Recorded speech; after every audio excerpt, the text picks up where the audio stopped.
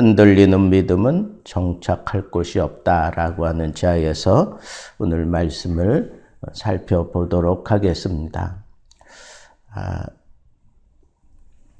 욥의 믿음이 상당히 그 위치가 깊은 것을 우리가 여기서 느낄 수가 있고, 하나님이 정말 창조주시다라고 하는 사실을 너무 세세하게 소상하게 이렇게 믿으면서 이렇게 그려내고 있는 오늘 본문의 말씀을 볼 수가 있습니다. 주의 손으로 나를 빚으셨다. 그리고 만드셨다. 그런데 어떻게 나를 이렇게 멸하려 하시나이까? 여기 빚으시고 만드셨다라고 하는 것은 아주 깊은 애착을 가지고 무언가를 만든 것을 얘기하는 건데, 이런 애착을 가지고 만든 인간을 왜 이렇게 멸하려 하시는가라고 그렇게 얘기하는 거예요. 그러면서 하나님 기억해 주십시오. 주께서 내 몸을 지으시기를, 그러면서 흙을 뭉치듯 하셨거늘 다시 나를 티끌로 돌려보내려 하시나이까. 여기 뭉치듯 했다라고 하는 것, 이에 대한 그 설명을 이제 또 뒷절에서 쭉 얘기해요. 주께서 나를 적과 같이 쏟으셨으며 정자가 쏟아져 들어와서 난자와 엉켜져서 피부와 살을 거기에다가 입히시고 뼈와 힘줄로 나를 엮으셨다. 그래서 나에게 생명과 은혜를 주셨는데 나를 보살피심으로 결국 내가 이렇게 한 생명체가 되어서 태어나오게 되었는데, 어떻게 이렇게 신비롭게 생명을 창조해 놓으신 하나님께서 어떻게 나를 이렇게 멸하려 하십니까? 라고 하는 그런 표현을 하는 거예요. 하나님의 이 기가 막힌 창조 솜씨로 나를 창조해 놓고 왜 나를 하나님 이렇게 가치 없이 이렇게 무죄한 나를 이렇게 멸하려 하십니까? 라고 하는 그런 반문을 여기서 하고 있는 거예요.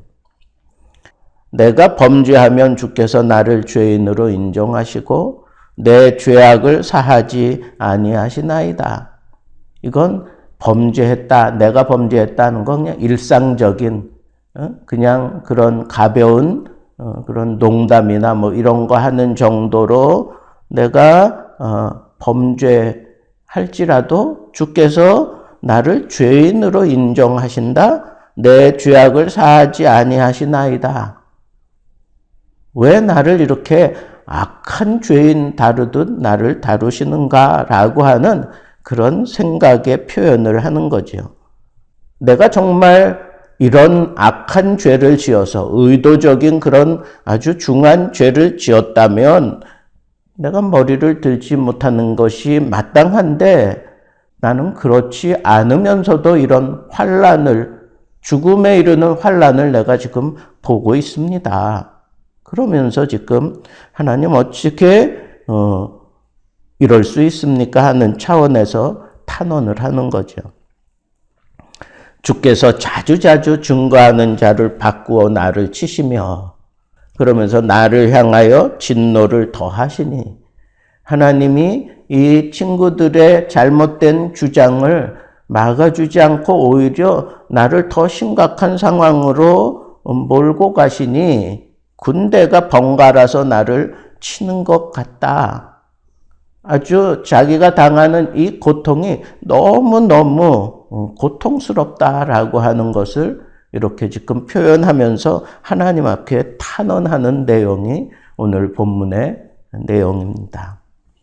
저는 오늘 이 본문 말씀을 보면서 욥이 지금 상당히 흔들리고 있구나. 아주 그는 하나님에 대해서 너무너무 잘 알고 있어요.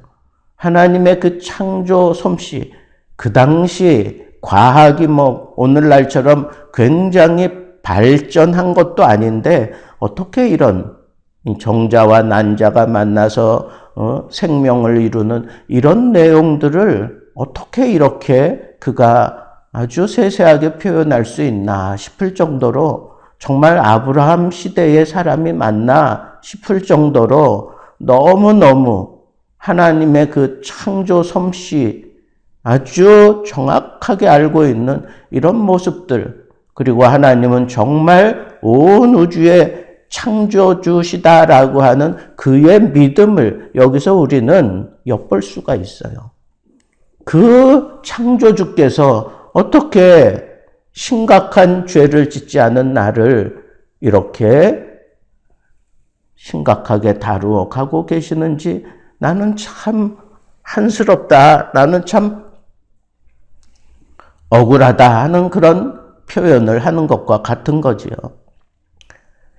자신을 향한 그 고난, 그리고 자기가 지금 겪고 있는 이 고난, 하나님에 대해서 의문과 그 불평을 나타내기도 하지만 또 한편으로는 하나님께 최후의 호소를 하면서 나를 자비롭게 여겨달라고 하는 그런 표현도 여기 담아내고 있는 것을 보면 아, 욥이 지금 흔들리고 있구나라고 하는 것을 저는 느낄 수가 있습니다. 물론 저 자신도 욥과 같은 그러한 심각한 고난을 당해보지 않고 이렇게 함부로 얘기한다고 하는 것 자체가 송구스럽고 어쩌면 이건 참 말도 안 되는 일이기도 하지만 그러나 분명한 것은 우리는 느끼고 있다는 거예요. 아, 욥과 같이 이렇게 하나님을 향한 이 절대 믿음 같은 것을 가지고 있으면서 창조주 하나님인 것을 믿으면서도 자기가 극심한 환난을 당하고 있으니까 이렇게 흔들릴 수 있구나라고 하면서 제 마음이 참 인간 너무 연약하다라고 하는 것도 느낄 수가 있습니다. 그러나 우리는 여기서 그가 왜 이렇게 흔들릴 수밖에 없는가 하는 문제를 우리는 끄집어내야 합니다. 왜 의문과 불만 투성이로 이런 하나님의 창조와 하나님의 섭리를 이렇게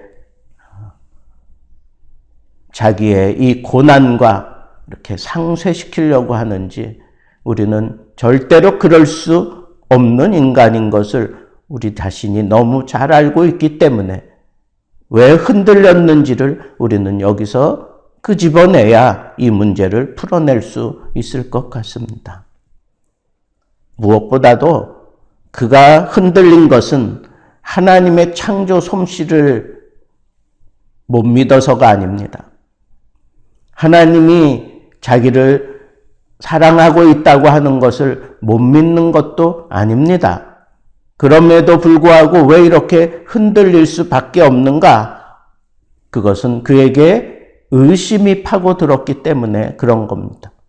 의심이 파고드니까 자연스럽게 불만이 터진 거예요.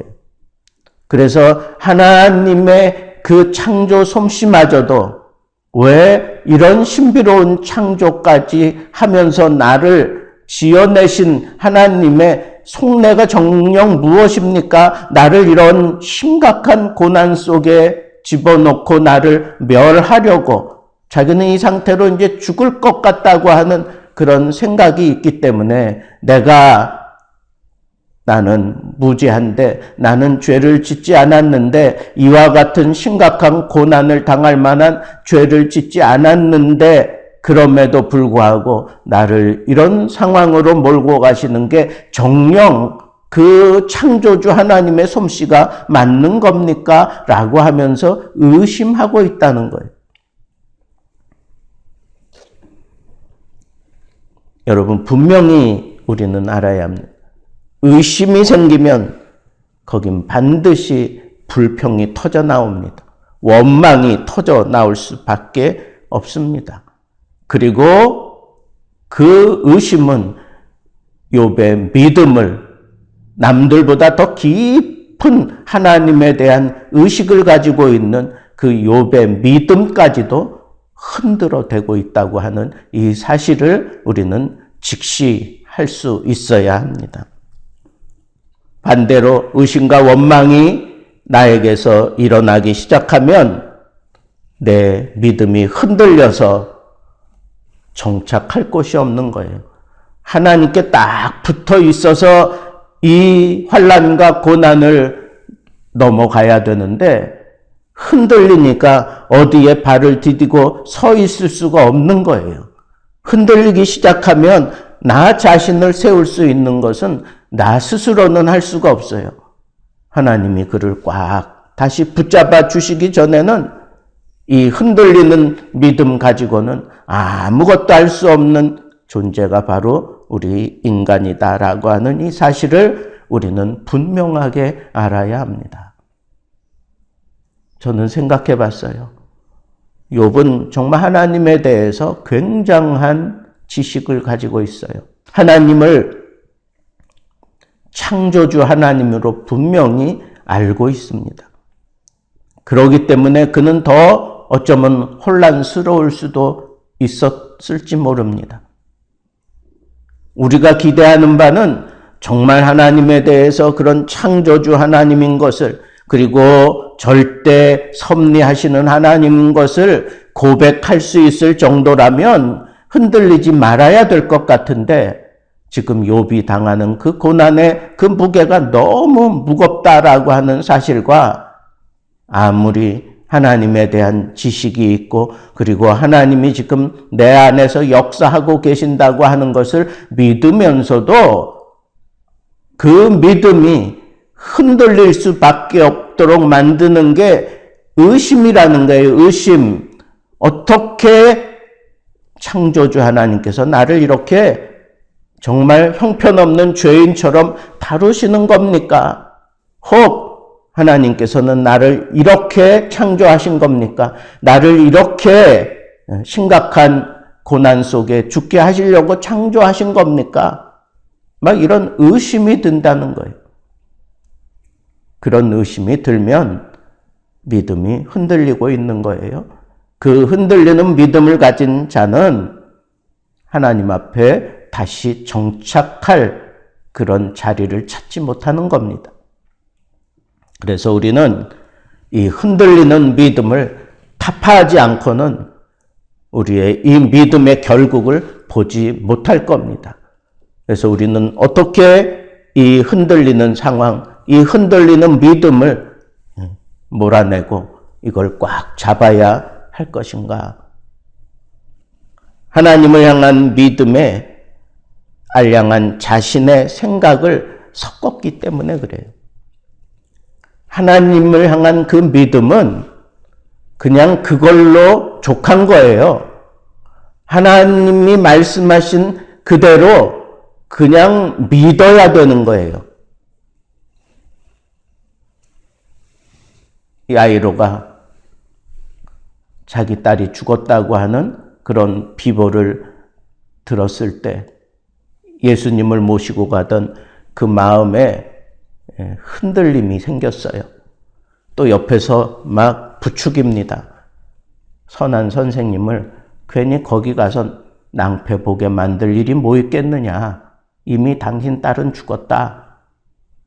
이런 소문들이 막 와서 야이로의 마음을 흔들어 놓으니까 예수님은 반드시 내 딸을 살릴 수 있다고 하는 이런 믿음을 가지고 달려왔던 그 야이로가 흔들리고 있는 상황을 우리 주님이 캐치하시고 야이로에게 하신 말씀이 뭐예요?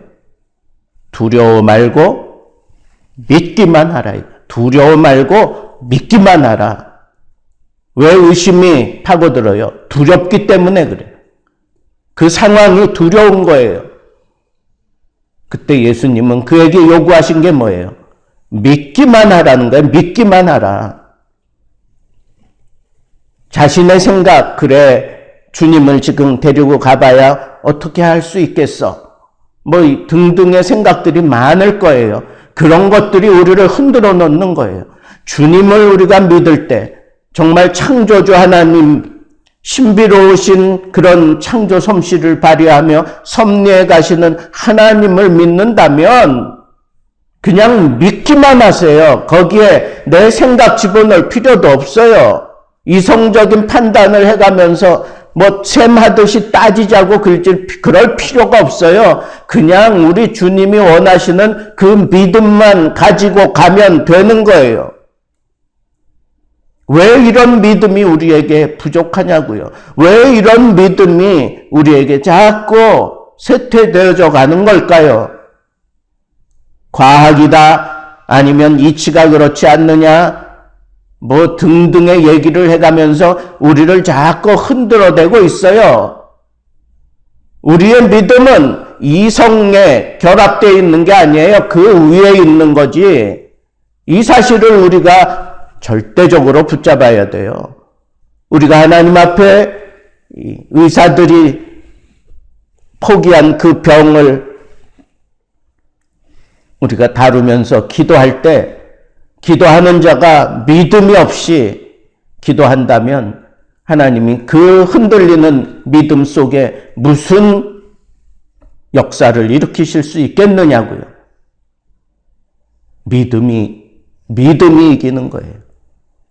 흔들리지 않는 믿음이 필요한데 그런 의심을 자꾸 만들고 두려움을 자꾸 조장해가지고 흔들어대는 게 그게 바로 자신의 생각을 거기다가 섞기 때문에 그래. 순수한 믿음이 필요해요. 하나님을 향한 순수한 믿음. 거기에 내 생각을 섞지 마세요. 오늘 말씀에도 보면 스스로 그런 욥이 행동하고 있는 그런 모습들을 보면 이성의 판단을 따라 이렇게 흔들리고 있는 것을 볼 수가 있어요. 흔들리게 만드는 것이 바로 이 의심이고 불만이고 그리고 두려움입니다.